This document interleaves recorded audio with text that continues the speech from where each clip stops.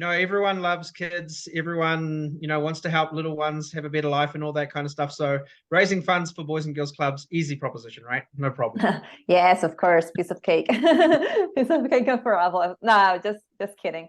Of course, not easy. Well, I think we are all struggling every day, not only because of getting the resources, but because also you need to be constantly creative on how you get those resources.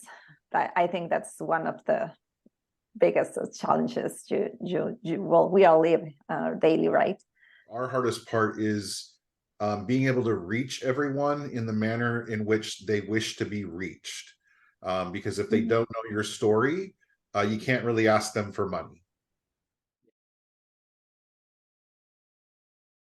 One of our best strategies in the last couple of years is our resource development team will think about the neighborhoods that contain the most wealth in our communities, and they'll literally do address searches to find out the owner's name of the house, and they will do a handwritten letter introducing themselves, about our programs.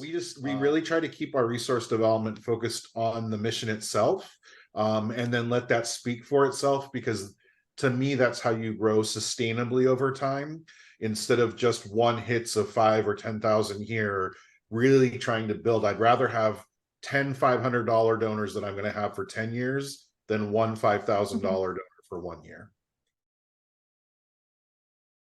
What matters to the people in your community when it comes to the work that we do? We're proud that our kids attend school 55% more often than their peers, and that's a hard data fact that we have, and we're able to share with them. We share that we often, we serve all children of any means, but we really focus on kids that fall through the cracks.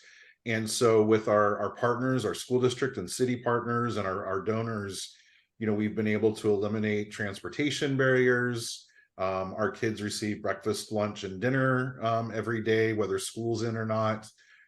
We make sure that their basic needs are taken care of, and then we layer on very special opportunities because kids don't know what they don't know. And until they get to see something and experience it themselves, it's not the same. Be patient. I think that you can get really excited about fundraising, especially when you get that first check, when it's the largest check you've ever seen. And then you get a larger check than that and a larger check than that, and you just get so excited about it. But realistically, sustainable revenue starts usually smaller. It's very digital, and it's finding new ways to reach people in telling your story, but the story still has to be there. Being open to things like ChatGPT, not relying on it as a tool, but maybe being open to it and just thinking about how you can digitally engage. And actually, we're about to face a real trouble because our main donors are older people. What I mean main is like the ones that give you great large of money. And well, our generation and the generation behind me it's not that wealthy in giving their funds. So I think we need to be like more structured or more brief in how to get them. I just wanted to emphasize a point that you touched on there, Myra, is also think about lifetime value, right?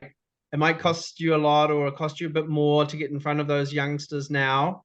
But if you say, if you say, what's my return on investment, which is a common thing we measure ourselves on, but also we need to be mindful of lifetime value for the youngsters. They might only come in at $5 now, but 5 years from now, it's going to be 50, 10 years from now, it's going to be 500, 20 years is going to be 5,000. And if we grow together and we engage them on all these different ways together, we can really get a good partnership. And that's what we're looking for, partners to fund us and help us to do the work that we're trying to achieve.